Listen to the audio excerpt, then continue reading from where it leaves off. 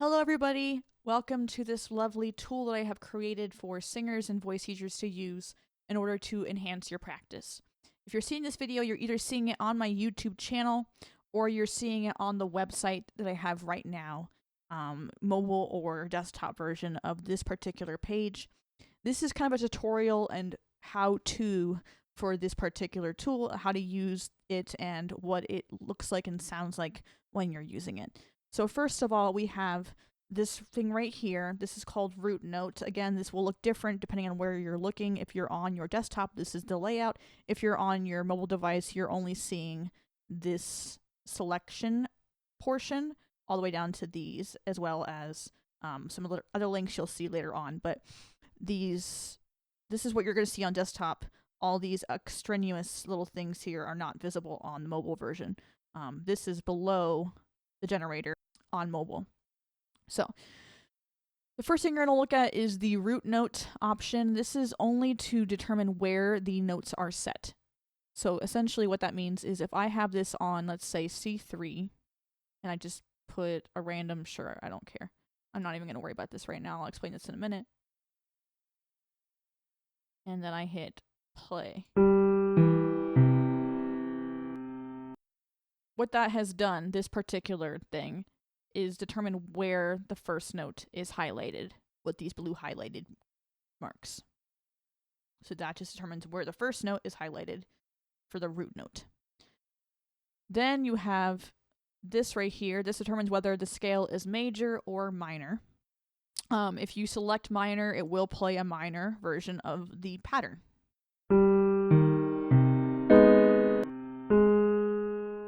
So there's that. If you put it to major, but you include flats in this next step, then that will also make those sound minor. So keep that in mind. If you add flats or sharps into the actual pattern itself, it will move it to the major or minor key, depending on what you're doing. Then we have this right here. You can literally type any interval you'd like to, including repeated notes or alternating or fundamentals, into this box right here. 12 is the highest you can go, unfortunately. So 12 is the highest note you can input in the box. 1 is the lowest. And then you can have any variety or repetition of notes that you want, and it will generate on the piano.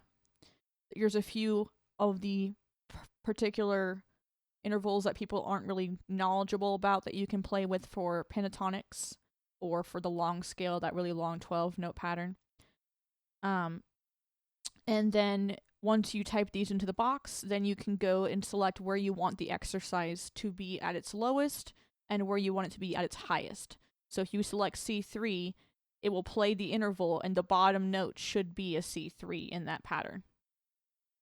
If you select C5 or C6, the highest note in the pattern will be that C6. So for example, if I have it on C3 in a 5-3-1 pattern and I play, you'll see that the bottom note is a C3. And then you'll see, I'm not going to let it play all the way through because it would take forever, but essentially it'll go all the way up to a C6 on top, and then it will go back down to the bottom to finish off the exercise. This next drop down, the mode isn't really hugely important. It doesn't really impact anything. It was originally supposed to be where if you played it on the block chord mode, it would just play the chord, not the individual notes. So if you wanted to practice your ear training or not have the background notes to help you as a guide, you could just set it to block chord. But it's not working, and I don't think it's really that much of a big deal. So you can just leave it on sequential. It's fine. It doesn't impact anything either way. Then you have loop mode. So you can either set this to continually go all the way up to the top note and then all the way back down and continue to do that over and over and over again forevermore, or you can set it to just a singular loop, so where it goes up from the first interval all the way to the top and then back down, and then it completely just stops. So you can set it to repeat the exercise or to finish the exercise after one iteration. Then you have tempo. The higher the number in this, the slower the exercise is going to move in general.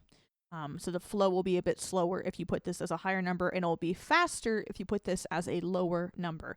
Its default at 600. You can type any number, I think, at all, keeping in mind that you don't want to break the website. So I would say anywhere between 200 and 4,000 is probably plenty fast or plenty slow. Duration optional. This right here meaning how long the sustain of each note is. As a general rule of thumb, if you're looking at a jumping pattern, I would do a 0.60 to kind of keep it relatively similar to what a note on the piano would sound like if you did not have the pedal pressed. So that would be a good thing for you to play with. You can also, again, set this to be higher or lower. The lower this is, the shorter the echo. The higher this is, the longer the echo. So you could really go crazy with this and set this to a crazy high number and have a very long reverb. That's a really fun tool to play with as well. And then finally, you have these buttons all down here. These also impact the movement. You can start the pattern once you hit play. You can stop it at any time, completely stop it, and restart it by hitting stop. If you would like to pause the pattern, you can hit pause and then hit resume to continue the pattern if you'd like to. I'm also going to incorporate a little sliding timeline portion down here, so that way if you mess up the pattern and you want to go back to a particular note, you can slide it back a little bit, find a timestamp, and then continue from there. So I'll include that tool as well. But for now, it's just pause, play, stop, and start. And that's going to be really helpful. If you're on desktop, you will see this lovely piano visual here. It doesn't actually do anything other than just serve as a visual guiding tool. You can't press the notes. They don't do anything when you press them or click on them, but it is a nice guiding tool for you to have. And if you're on mobile, the physical piano is not there, but the audio still plays. So there's that. I might find a way to incorporate this in a smaller fashion for mobile devices, but as of right now, I don't have that. So, and then you have these little cheat sheet hacks. You have patterns for major and minor pentatonic, and you have that 12-note scale. And then I'm going to also incorporate on the mobile version these lovely charts as well, but the desktop, they are already there. They basically help you out to determine where you should start or stop a particular set of range for an exercise. Again, these are very much based off of what I have experienced as a teacher. If you or your voice and these registers are different ranges, that's totally valid and fine. I mean, everyone's different, so don't take this as like gospel ranges here. You can certainly tweak them, but it's just kind of like a reference tool for people who have not much knowledge about their voice, where you can start and stop if you'd like to. And also it kind of goes to the extreme low and the extreme high. So it's starting on the extreme low end of each register and going up to the very, very highest you would want to take or pull a register for both male and female voice. And then underneath that, down here, you have this, which kind of helps you decide what numbers for the intervals you can put in there. There are all kinds of different options. You can literally copy paste any of these into that box up there with the numbers and it will work. And it's really good to tell you why you would pick one particular sound over another. So that's a really great reason. Oh, and then there's also this on the very bottom of that particular sheet. If you scroll down from in the actual sheet itself, this right here tells you why you would pick a spoken word exercise, or an ascending pattern versus a descending pattern, or sustains versus staccato, or what kind of intervals or sounds work for volume control. All those lovely things are here too for you. Typically, the most you're going to be able to get out of that is sustains and jumping patterns. So just keep that in mind. So there, that's the entire page for you, kind of broken down. Again, mobile users will not see any of this just yet. I have to find like a way to link it on the mobile version, and you'll see it and you can access it that way. But if you're watching this video on YouTube, you can find this website in the description link down below. Or if you're watching this on the actual website itself, there you go. You have it accessible to you. So have a good time. Enjoy it. If you have any questions, feel free to let me know.